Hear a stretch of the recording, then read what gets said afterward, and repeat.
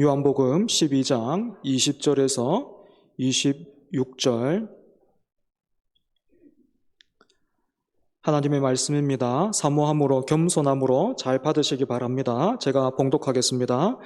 명절에 예배하러 올라온 사람 중에 헬라인 몇이 있는데 그들이 갈릴리 벳세다 사람 빌립에게 가서 청하여 이르되 선생이여 우리가 예수를 배웠고자 하나이다 하니 빌립이 안드레에게 가서 말하고 안드레와 빌립이 예수께 가서 여쭈니 예수께서 대답하여 이르시되 인자가 영광을 얻을 때가 왔도다.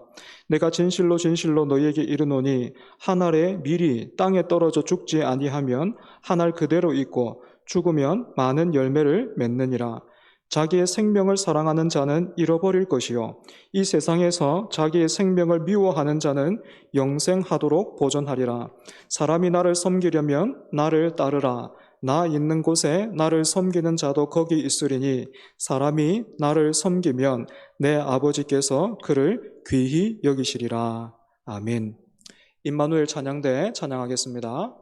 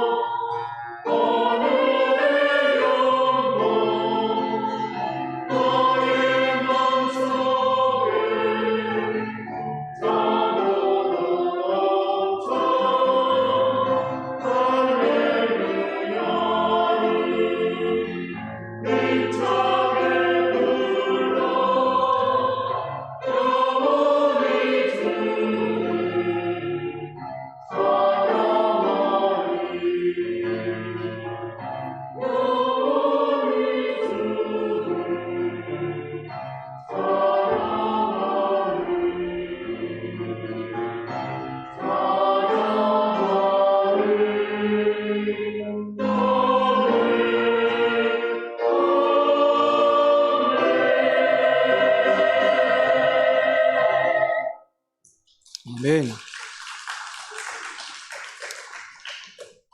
감사합니다. 예수님께서 마지막 유월절을 지키시기 위해서 예루살렘으로 들어오셨습니다. 종교 지도자들이 이미 예수님을 죽이기로 결의를 한 상태이고 그래서 누구든지 예수를 보거든 신고해서 잡게 하라 하였지만 군중들은 예수님을 향해서 열광했습니다. 마치 2002년 월드컵 당시에 모든 사람들이 붉은색 티셔츠를 입고 대한민국을 외쳤던 것처럼 사람들은 예루살렘으로 들어오시는 예수님을 보고서 손에는 종려나무 가지를 들고 호산나를 외치면서 예수님을 이스라엘의 왕이라고 그렇게 불렀습니다. 예수님은 이번 유월절에 십자가에서 자신을 내어주시고자 하시는데 사람들은 자신들의 기대에 들떠서 예수님을 백마탄 장군이요 또 왕이라고 생각했던 것입니다. 그런데 이런 예수님을 향한 오해와 또 그릇된 모습은 옛날 이야기나 다른 사람들만의 이야기가 아니라 오늘 우리 안에서도 발견됩니다. 하나님은 사랑이시라 라는 말씀은 누구나가 좋아하고 또 거부감이 없지요. 그래서 사람들은 이 사랑에 각자의 기대를 걸고 소원과 보호와 형통을 또 바랍니다. 하지만 중요하기 때문에 먼저 있어야 할 것은 우리 편에서 그 사랑을 정의하고 나를 사랑한다면 마땅히 이래야 돼 생각하는 것이 아니라 사랑이신 그분께서 그 사랑을 어떻게 펼쳐 보이셨는가, 그 사랑을 통해서 무엇을 이루셨고 그 결과 우리에게 허락된 것이 무엇인가 하는 것을 성경을 통해서 확인하는 것입니다. 그런데 이처럼 성경을 통해서 예수님을 만나기를 힘쓰고 그래서 그 예수님 앞에 엎드리는 것이 아니라 마치 사람들이 우상을 새겨서 만드는 것처럼 예수님을 자기 이상형으로 그려서 믿고 있는 사람들은 사실 한 번도 제대로 예수를 믿은 적 없이 제풀에 지쳐서 실망을 하고 원망하게 되지. 그래서 예수님이 예루살렘으로 입성할 때는 열광적인 환호를 보냈던 사람들이 불과 며칠 뒤에는 십자가에 못 박으라고 외치던 그 군중들로 그렇게 변했던 것처럼 이렇게 성경을 통해서 예수님을 만나고 그 앞에 엎드리지 않는 사람들은 종종 어떻게 얘기합니까? 예수 믿어도 별 게 없네, 속았다, 뭐 이런 사람들이, 이런 고백들이 종종 교회 안에 있는 것이죠. 그런 의미에서 오늘 여러분은 어떤 예수님을 예배하고 계십니까? 여러분들이 이상형으로 그린 백마를 타신 예수님이신가요? 우리가 종종 뭐 예수님 하면 그림으로 보게 되는 것처럼 백인에 막 이 컬이 막 잘 들어가 있고 막 치아도 굉장히 이렇게 하얘가지고 딱 봐도 그냥 굉장히 잘생긴 그런 모습들.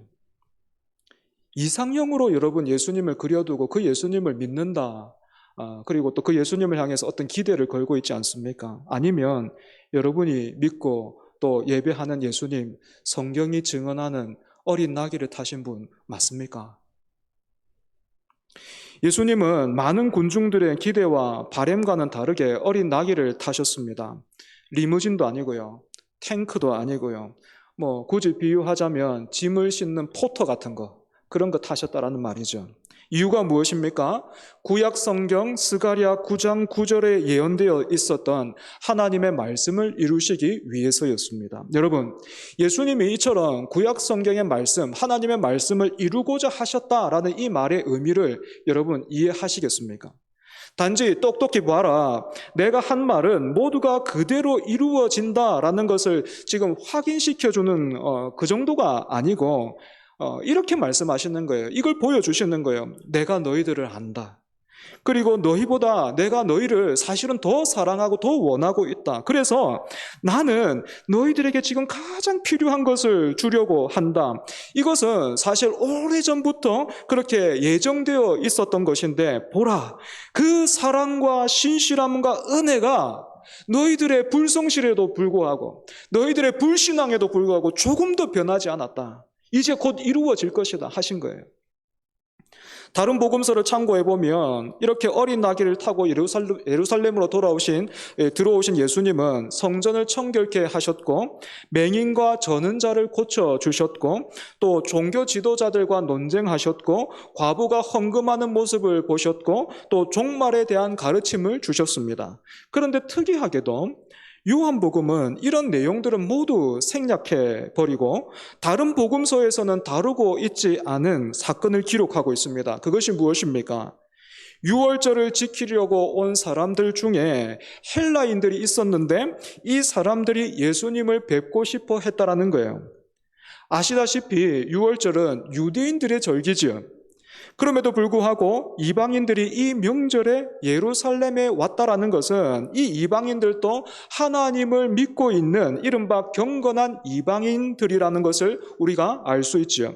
하지만 이방인들은요, 아무리 경건하다고 해도 그 정성이 탁월하다고 해도 이스라엘 사람들처럼 성전 안에 들어갈 수는 없었습니다. 이방인들 중에서도 할례를 받은 사람들만이 온전한 유대인으로 인정받았기 때문에 할례를 받지 않은 오늘 본문에 나오는 그런 헬라인들은요, 성전을 아무리 먼 곳에서 이렇게 찾아왔다 해도 그 안으로 들어가지는 못했고 성전의 제일 바깥 장소라고 할 수 있는 이방인의 뜰이라는 그곳에 머물러 있어야만 했습니다. 그런데 이 이방인의 뜰도 시간이 지나면서요, 변질이 됐어요. 원래 이방인의 뜰은 말 그대로 이방인들이 기도할 수 있는 그런 공간이었지만 나중에는 이 장소가 시장으로 변해버렸습니다. 원래는 멀리서부터 예루살렘으로 찾아오는 사람들이 하나님께 제사를 드리는데 불편함이 없도록, 너무 먼 곳에서 제물을 끌고 오면 그 여행길에서 그 제물이 상할 수도 있으니까요. 그 사람들을 위해서 제물을 파는 곳이 이 이방인의 뜰에 부수적으로 있었는데 어느새 주객이 전도되어서요, 이 이방인의 뜰이 시장처럼 변질된 겁니다. 그래서 요한복음에는 2장에서 이 사건을 기록하고 있는데 6월절에 예루살렘으로 입성하신 예수님은 제일 먼저 이처럼 시장으로 변해버린 이 성전을 청결하게 하셨습니다. 예수님은 이 이방인의 뜰에서 장사하는 사람들을 다 내쫓으시고 이곳은 만민이 기도하는 집이라고 선포하셨어요. 여러분, 이런 예수님의 모습이 명절을 맞아서 예루살렘까지 왔지만 이방인의 뜰에만, 그것도 막 시장통 같은 그런 곳에만 머물러야 했던 이 이방인들에게 이 예수님의 모습이 어떻게 다가왔겠습니까? 아마도 굉장한 어떤 감동과 이끌림이 있었을 겁니다. 때문에 이 일의 영향으로 몇 명의 이 헬라인들이 예수님을 찾아왔던 것 같아요. 하지만 이방인들은 예수님께로 곧바로 나갈 수 없었습니다. 유대인들이 이방인들과 만나는 것을 꺼린다는 것을 이미 알고 있기도 했을 것이고, 우리도 그렇듯이 나는 저분을 알지만 저분이 나를 모를 때 보통은 다른 사람을 통해서 만남을 주선하게 되는 것처럼 이 이방인들도요, 예수님의 제자들 중에서 자신들과 그나마 가깝고 공통점이 있을 것 같은 사람을 먼저 찾아갔어요. 그 사람이 누구예요? 갈릴리 벳세다 출신의 빌립이었습니다. 왜 이방인들이 빌립을 찾아갔을까요? 우선 이 빌립이라는 이름이요, 유대식의 이름이 아니라 헬라식의 이름이에요. 제 이름이 홍영석인데 때때로 우리나라 사람인데도 이름이 다니엘 이런 사람들 있잖아요, 그죠? 그런 것처럼 영어 이름 비슷한 이름이 있는 것처럼 이 빌립이라는 이름도 유대식 이름이 아니고 헬라식의 이름이었습니다. 뿐만 아니라 이 빌립의 고향 갈릴리 벳세다도 그 지리적으로요, 이방 문화와 인접해 있었기 때문에 아마도 이 헬라 사람들이 느끼기에는 빌립을 다른 사람들보다 좀 친숙하게 느꼈던 것 같습니다. 그래서 이 빌립을 찾아가서 우리가 예수님을 만나고 싶으니까 좀 도와달라, 그렇게 요청을 했던 거죠. 하지만 빌립도 혼자서는 결정을 내리기가 힘들었던 것 같습니다. 그래서 역시 똑같이 그 헬라식의 이름을 가지고 있는 동양 사람인데 안드레를 찾아갔고, 결과적으로 이렇게 두 제자가 예수님을 찾아가게 되었습니다. 본문 23절 보시면 두 제자들로부터 상황을 들으신 예수님의 반응이 나오고 있습니다. 그런데 뭔가 일반적이지가 않죠, 그죠? 보통은 누가 만나러 왔습니다 하면 어떻게 합니까? 상황이 안 되면 기다리라 할 것이고, 불가능하면 안 된다라고 할 것이고, 그것도 아니면 만나주는 것이 일반적일 텐데 예수님은 엉뚱하게 뭐라고 답하고 계십니까? 인자가 영광을 받을 때가 왔다, 이렇게 말씀하셨습니다. 얼핏 들으면 헬라인들도 찾아왔어? 외국인들도 나를 찾아왔어? 내가 그렇게 유명해졌단 말인가? 이런 말들로 들리지만 여러분, 그런 의미가 아닙니다. 우리는 이 엉뚱한 대답을 좀 들여다볼 필요가 있어요. 왜냐하면 요한복음을 통해서 볼 때 지금 예수님께서 언급하시고 있는 이 때는요, 굉장히 중요한 의미를 가지고 있기 때문입니다. 우선 요한복음 2장을 보시면 가나안 혼인잔치에서 예수님의 어머니가 예수님께 포도주가 떨어졌다라는 것을 알려드리자 예수님은 이렇게 대답하셨습니다. 예수께서 이르시되 여자여 나와 무슨 상관이 있나이까? 내 때가 아직 이르지 아니하였나이다. 그리고 요한복음 7장에서도 예수님의 형제들이 예수님을 향해서 메시아 행세를 하려면 차라리 이번 명절에 예루살렘으로 올라가서 하라고 그렇게 말했을 때도 예수님은 이렇게 대답하셨습니다. 예수께서 이르시되 내 때는 아직 이르지 아니하였거니와 너희 때는 늘 준비되어 있느니라. 이처럼 앞에서는 내 때가 오지 않았다라고 말씀하시던 예수님께서 몇 명의 이방인들의 그 방문 소식을 듣고 나서는 이제는 드디어 때가 되었구나 하신 거예요. 그래서 여러분, 예수님께서 말씀하신 이 때가 도대체 무슨 때입니까? 어느 때입니까? 여러분들이 이미 알고 계시고 또 짐작하고 계신 것처럼 이 때는요, 요한복음에서 말하는 이 때는 예수님께서 십자가에서 죽으시는 바로 그때를 의미하고 있어요. 그러니까 예수님은 이방인들의 방문 소식을 들으신 뒤에 드디어 내가 십자가를 질 때가 되었구나라고 말씀하신 겁니다. 그런데 여러분, 다시 한번 본문 23절 잘 보십시오.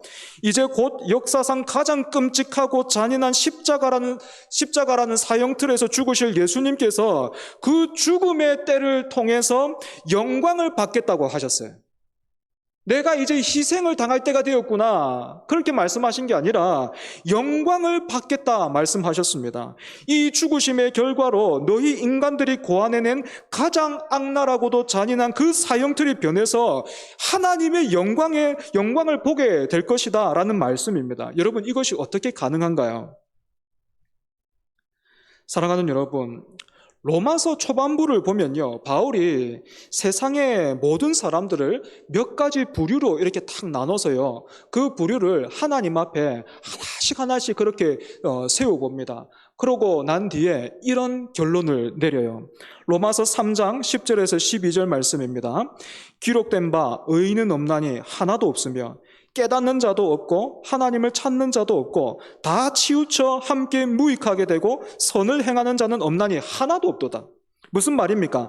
하나님을 모르는 사람은 모르는 대로 망하고 하나님의 말씀을 아는 사람은 알지만 지키지 못하면서 오히려 그 율법을 통해서 자기 의만 내세우다가 망하고, 그래서 결국에 이 땅에는 하나님으로부터 심판을 받아야 될 사람들밖에는 남지 않았다라는 거예요. 모든 사람이 하나님의 심판을 받아야 된다는 겁니다. 그러니까 로마서의 말씀을 따르자면 세상의 모든 사람은 죄의 나무가 되어버린 거예요. 사과나무에 사과가 달리고 배나무에 배가 열리는 것처럼 죄의 나무가 되어버린 사람은요, 그가 누리고 가지고 생각하고 의도하는 모든 것으로 아무리 애를 써도 죄밖에는 짓지 못하는 그런 존재가 됐다는 겁니다. 그러면서도요, 자신들의 그런 비참함은 알지 못한 채 누구도 그런 모습을 깨닫지도 못하고 그런 모습을 슬퍼하지도 않고 죄의 열매들을 막 주렁주렁 매달고 자랑스러워하면서 어떻게 하면 내가 저 사람들보다 더 창조적으로 죄를 지을 수 있을까를 두고 고민하고 열심을 내는 것이 이 땅을 살아가는 사람들의 모습이더라는 겁니다. 사랑하는 여러분, 예수님께서 십자가에서 죽으신 것은 바로 이런 절망의 땅에 하늘의 미랄로 오신 사건이에요. 죄의 나무를 향해서 왜 너희들은 그런 것밖에는 못 맺느냐, 정신을 좀 차려라. 몇 번이나 말하느냐, 내가 원하는 것은 그런 게 아니야, 이런 거다, 이렇게 말씀하시는 것이 아니라 그 영광의 본체가 하늘의 미랄처럼 이 죄악과 사망의 땅에 오셔서 기꺼이 죽으신 거예요. 그래서 어떤 결과가 생겼습니까? 이 참 생명의 죽으심으로 인해서 죄의 나무로만 가득했던 이 절망의 땅에 의의 나무가 자라서 의의 열매가 맺게 된 거예요. 의의 열매가 달리기 시작한 거예요. 저와 여러분도 죄의 나무였잖아요.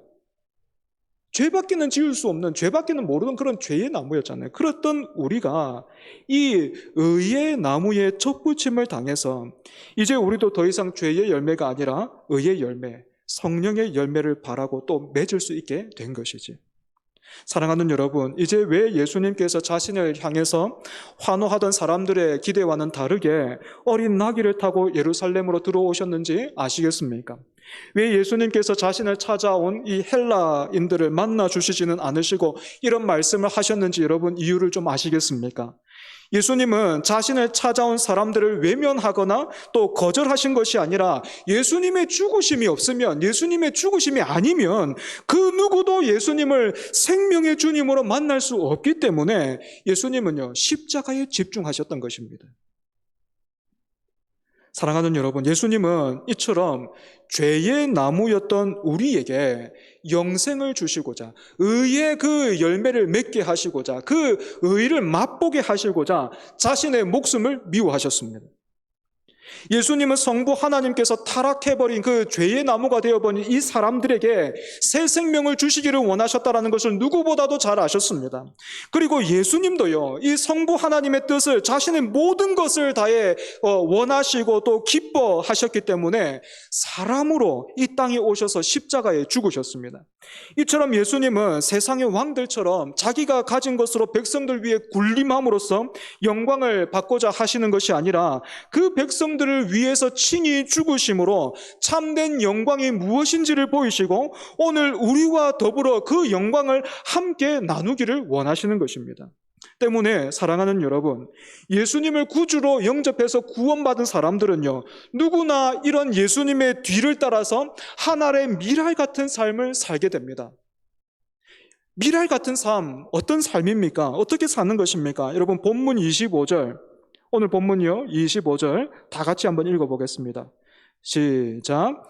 자기의 생명을 사랑하는 자는 잃어버릴 것이요, 이 세상에서 자기의 생명을 미워하는 자는 영생하도록 보존하리라. 자기의 생명을 사랑하지 않고 미워하는 것이 예수를 따라가는 거예요. 다시 한번요. 자기의 생명을 사랑하지 않고 미워하는 것이 예수님을 따라가고 예수님을 믿는 그런 삶이라는 것입니다.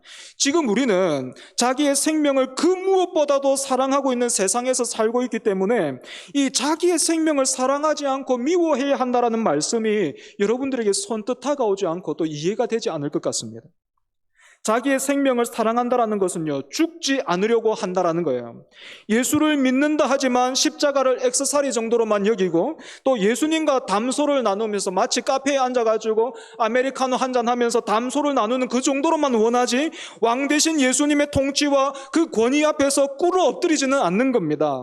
어린 나귀를 타신 예수님을 보면서 그리고 십자가를 보면서 감동을 받기는 하지만 너도 이와 같이 살라 하시는 그 부르심에는 전혀 반응하지 않고 다른 사람을 뭐 떠민다거나 그렇게 반응을 하는 거예요. 그래서 여러분, 이런 사람들은요, 아무리 말씀을 듣고 읽어도 또 아무리 오랜 세월 예배에 참석을 해도 새벽 기도에 나오고 심지어 교회에서 중직을 맡게 된다고 해도 소금에 절여지지 않는 그런 배추처럼 갈수록 하나님의 은혜에 막 숨이 죽어야 되는데, 그래서 막 내가 죽어야 되는데 그 속까지 점점 은혜와 사랑에 젖어드는 것이 아니라 여전히 거칠게 살아있는 거예요. 안 죽는 거예요. 성경을 읽으면요, 그게 막 자기 자랑이 되는 거예요. 새벽 기도 나오면 그게 막 의가 되는 거예요. 사랑하는 여러분, 오늘 여러분은 어떠십니까? 김장하기에 딱 좋은 배추처럼 여러분, 하나님의 은혜에 여러분 자신을 맡겨드리고 계십니까? 그 은혜가 여러분들에게 임할 때마다 여러분 숨이 죽는구나 하는 것, 내 자신이 죽는구나, 이런 모습은 아니구나 하면서 깨닫고 여러분 그렇게 날마다 죽고 계십니까? 아니면 믿는다 하지만 사실은 성질대로 살고 있지는 않습니까? 사랑하는 여러분, 성질을 죽여야 됩니다. 성질대로 살면 안 돼요. 내 성질이 원래 이래요, 목사님. 나는 태어날 때부터 이렇게 태어났습니다. 아니, 하나님이 이렇게 나를 만드셨는데 나를 어떻게 하란 말입니까? 놀랍죠? 이 죄인들의 이 변명이, 그죠? 마치 그 아담이, 선악과를 먹은 아담이 네가 선악과를 먹었느냐 했을 때 그 아담이 하와에게 책임을 돌리고 그 하와를 언급하면서 하나님을 원망했던 것처럼, 아니 하나님이 나를 이렇게 지으셨는데 난더러 뭐 어떻게 하란 말입니까? 여러분, 이런 식으로 변명하지 말아야 됩니다. 저 사람 성격에 이런 면이 있다라는 말은요, 내가 쓰는 말이 아니에요.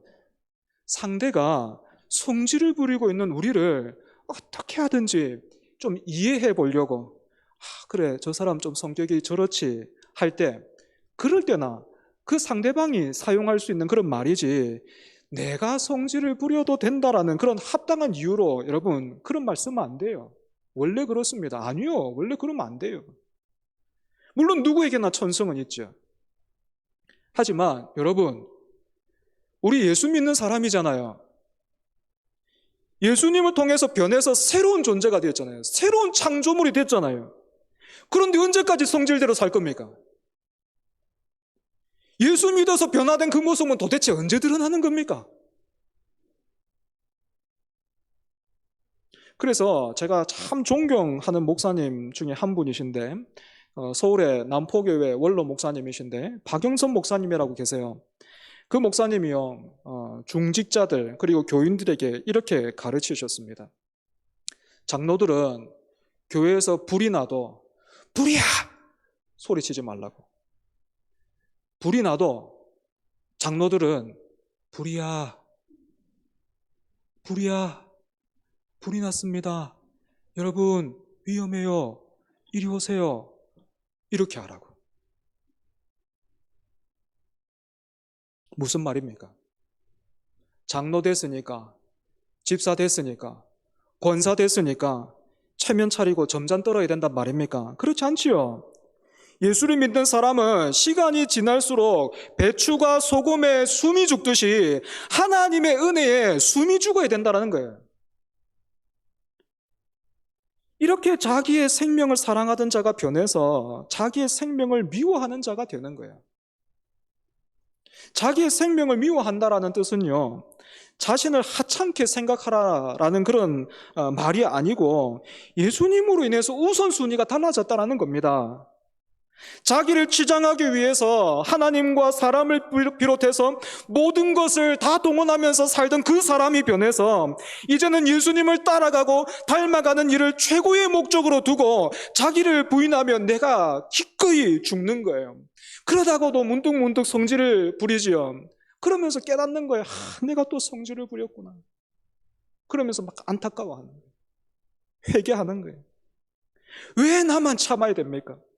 도대체 언제까지 이렇게 살아야 됩니까? 라는 도전과 질문을 우리 안팎에서 만나지만 하늘의 미랄이 되셔서 생명의 열매를 맺으신 그 예수님, 우리의 구주, 천국의 도우미가 아니라 우리의 구주의 모습을 보면서 답과 이유를 얻는 거지요.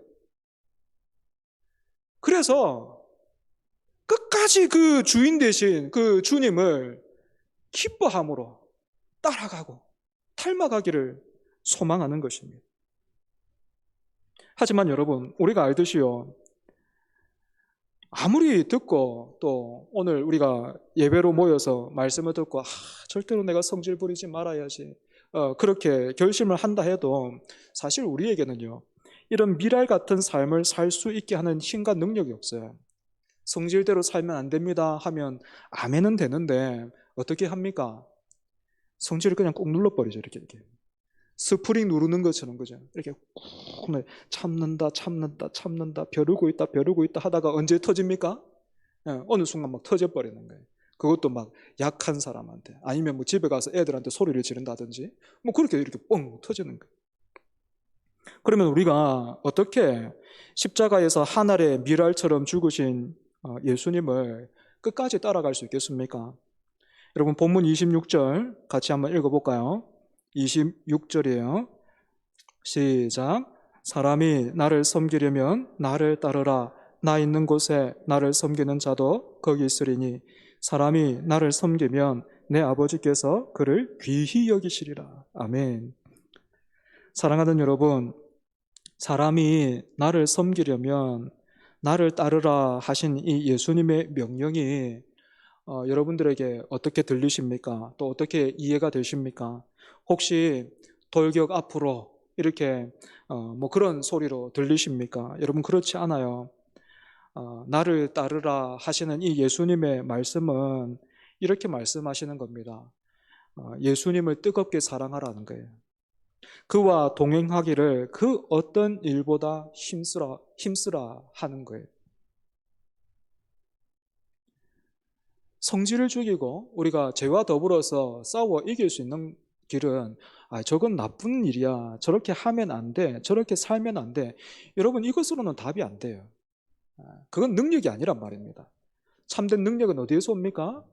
예수를 뜨겁게 사랑할 때, 예수님을 사랑할 때, 뜨겁게 사랑할 때 비로소 이 죄를 미워할 수 있는 거지.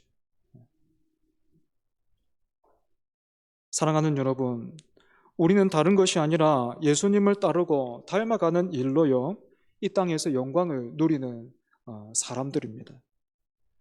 잠시 눈을 열어주셔서 보게 하시고 듣게 하신 복음의 은혜가 세상 그 무엇보다 나를 행복하게 한다는 것을 맛보았기 때문에 우리가 예배를 시작하기 전에 찬양팀과 함께 고백한 그 고백 여러분 기억나십니까? 저는 그런 고백들 여러분들과 함께 할 때면요, 마음이 너무 벅차요. 어떤 고백이었습니까? 주님의 전에서 한 날이 첫날 다른 곳에서 보다 낫다라는 거예요. 주의 전에서 문지기로 있다는 것이 다른 곳에서 영광을 누리는 것보다 더 낫다는 거예요. 그래서 내 평생의 소원이 있다면 예수를 닮아가는, 예수를 사모하는 그것입니다. 그렇게 고백하는 거잖아요. 그죠? 그래서 우리가 죄의 자리에서 떠나게 되고 남들처럼 이 막 피라미드 같은 이 세상 속에서 그 정점으로만 올라가려고 애를 쓰는 것이 아니라 주변을 돌아보고 사람을 보고 듣고 붙잡아주고 참아주고 기다려주면서 그렇게 사랑하며 한평생 가는 거예요. 이런 우리의 삶이 비록 빛나지 않고요, 세상에 어떤 버젓한 것 남겨두지 못한다고 해도 그 인생을 실패했다라고 말할 수 없고, 오히려 그런 우리의 삶에 예수님이 엿보인다면 영광스럽다 말할 수 있는 것입니다. 그것이 영광이에요. 말씀을 정리하겠습니다. 사랑하는 여러분, 오늘 여러분은 여전히 살아있는 배추 같습니까? 아니면 시간이 지나고 날이 더할수록 하나님의 그 은혜와 그 사랑에 숨이 죽어서 비록 부족해도 여러분의 모습을 통해서 예수님이 드러나고 계십니까? 여러분은 미랄입니까? 성경 강해자로 유명한 그레고리 빌이라는 목사님은 이렇게 말했습니다. 우리는 우리가 경외하는 것을 담는다. 우리는 우리가 경외하는 것을 담는다. 우리는 우리가 예배하는 것을 담는다는 거예요. 그렇다면 이제껏 우리는 무엇을 예배하면서 살았습니까? 여러분들은 무엇을 예배하면서 살았습니까? 여러분들 예수님 닮았습니까? 아니면 무엇을 닮아 있습니까?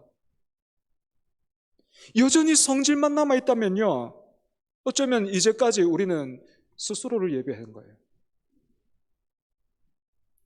진실로 예수님을 사랑함으로 닮아 미랄의 그 삶을 살아내는 저와 여러분 되기를 바랍니다. 오늘 말씀을 잘 요약하고 핵심의 내용을 담고 있는 찬양이 있는데요, 우리 같이 함께 찬양하고 기도했으면 좋겠습니다.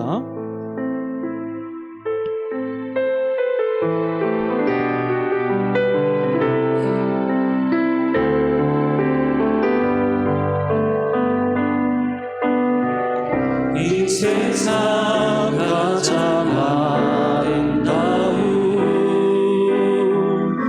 순종의 눈물, 온 세상 다시 빛나게 한 생명의 눈물, 그가 이 땅에 오시니 그가 이 땅에 죽어야 살게 되고 죽어야 살게 되고 저야만 승리하는 저야만 승리하는 놀랍고 영원한 신비 지으신 그대로 회복시킨 우리의 창조주 그리스도 십자가의 길로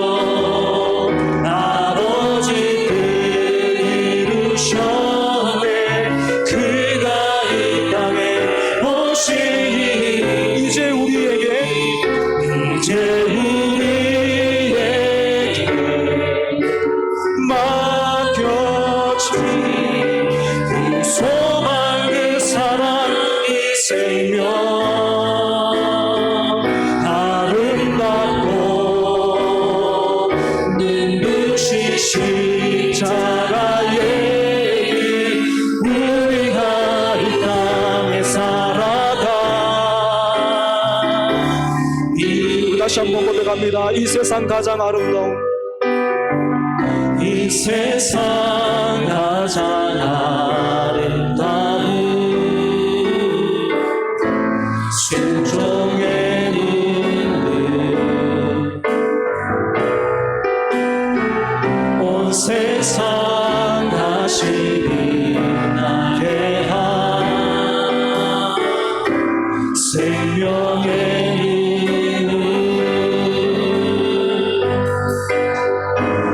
그가 이 땅에 오신 죽어야 살게 돼.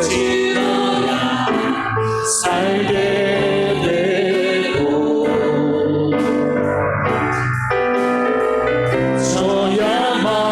저야만 승리하니 놀랍고 영원한 신비 주의 신그리대로 외워지니 우리의 창조주 그리스도 십자가의 길로 아버지 뜻 이루셨네 그가 이 땅에 오시니 이제 우리에게 이제 우리의 맡겨진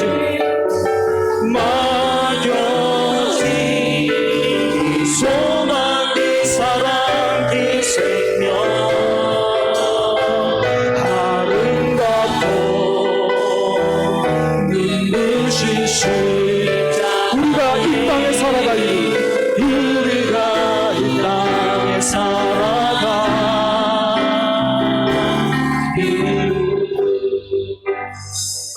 사랑하는 여러분, 함께 기도했으면 좋겠습니다. 예수님께서 미랄 같은 삶을 사셨습니다. 죽으셔서 의의 열매를 맺으셨습니다. 그리고 그 영광의 길 함께 가자 하셨습니다.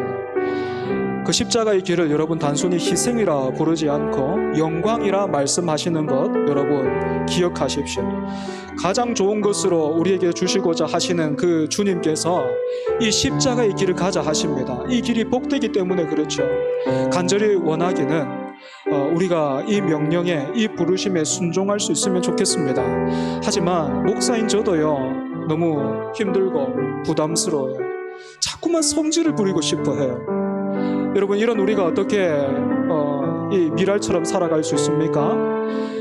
정말 간절히 바라기는 저와 여러분이 그리고 우리 교회가요 예수님의 그 십자가를 바라보면서 단순히 그냥 감사합니다 라고 그렇게 머리만 숙이는 것이 아니라 그 십자가를 보면서 아름답습니다. 십자가를 보면서 영광스럽습니다. 그 십자가를 보면서 놀라고 감탄하면서 찬송할 수 있으면 좋겠습니다. 그럴 때에 비로소 우리는 흉내라도 낼 수 있게 될 것입니다. 예수 그리스도의 그 십자가를 보면서 아름다움을 볼 수 있게 해주십시오. 하나님 눈을 열어주십시오. 하나님 우리의 마음을 새롭게 해주십시오. 성령으로 충만케 해주십시오. 자기 생명을 사랑하는 이 땅에 살아가는 우리를 긍휼히 여겨주셔서 하나님의 말씀을 따라 살아갈 수 있게 해달라고 이 시간 주님 따라가게 해달라고 함께 기도하겠습니다. 아버지 하나님 감사합니다. 하나님 다시 한번 아버지 하나님 이 자기 생명을 사랑하는 아버지 그것밖에 알지 못하는 이 세상에서 참되고 영원하고 복된 길 하나님 복된 삶이 무엇인지를 보이시고 아버지 하나님 그 길을 따라오라 내가 먼저 갔으니 너희도 따라오라 하시는 예수님의 명령 예수님의 말씀 보게 하여 주시는 주님 감사합니다. 하나님의 미랄처럼 예수님께서 십자가에서 자신의 목숨을 내어주신 것처럼 아버지 하나님의 미랄처럼 하나님 그렇게 살아갈 수 있게 하여 주시옵소서. 그런데 하나님 아버지 잘 되지 않습니다. 하나님 하기가 힘들어요. 성질을 부리고 싶습니다. 아버지 하나님 이런 우리를 불쌍히 여겨주시고 이런 우리를 긍휼히 여겨주셔서 아버지 하나님 그 십자가를 바라보면서 예수 십자가를 바라보면서 아버지 하나님 영광을 보게 하여 주시고 아름다움을 보게 하여 주시고 아버지 하나님 참된 승리를 보게 하여 주시고 하나님 참된 것을 볼 수 있도록 하나님 도와주셔서 그 십자가의 길을 따라갈 수 있는 우리가 되게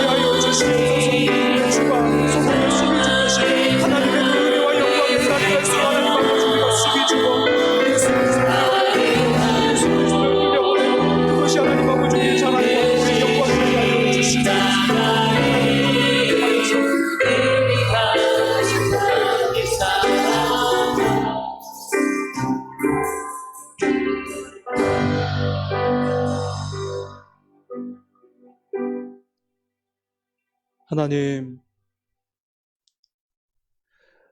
말씀하여 주셔서 감사합니다. 어느새 우리도 이상형을 그리는 그 청춘 남녀처럼 마치 그래서 연애를 하고 싶어 하는 것처럼 예수님을 믿는다 했지만 사실은 예수님과 연애하고 싶어 했던 것 같습니다.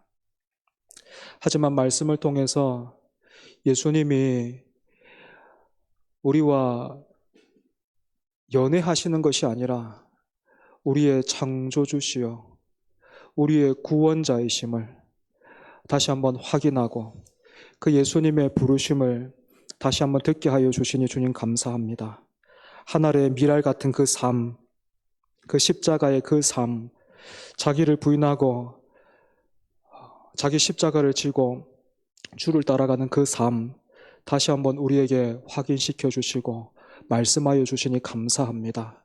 따라가게 하여 주시고 닮아가는 우리가 되게 하여 주옵소서. 자꾸만 성질을 부리고 싶습니다. 하나님, 그런 우리에게 은혜와 또 긍휼히 여겨주셔서 우리의 영혼의 눈을 열어주십시오. 그래서 예수님의 그 십자가를 보면서 고백이 달라졌으면 좋겠습니다. 아름답구나. 저와 같은 영광이 없구나. 저것보다 아름다운 이야기를 듣지 못했구나. 저 십자가보다 능력의 그 말씀을, 능력의 이야기를 내가 듣지 못했구나. 내가 저 십자가를 따라가고 또 예수를 닮아가야 되겠구나. 날마다 깨닫고 그렇게 예수님을 닮아가는 우리 모두가 되게 하여 주옵소서. 시간이 지날수록 배추가 소금에 절여지듯이 하나님의 은혜와 그 사랑과 말씀에 숨이 죽는 사랑하는 우리 교회 되게 하여 주옵소서. 예수님 이름으로 기도합니다. 아멘.